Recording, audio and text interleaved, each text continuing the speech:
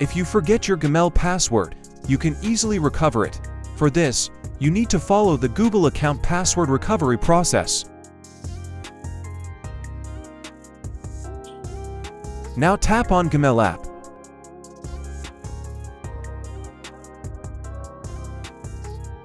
Click on the three dots button.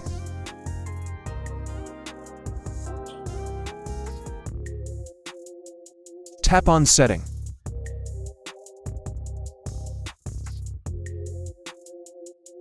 Tap on Gmail account name.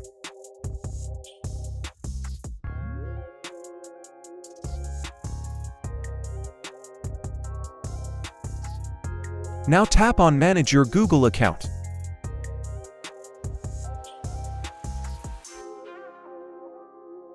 Click on Password Manage.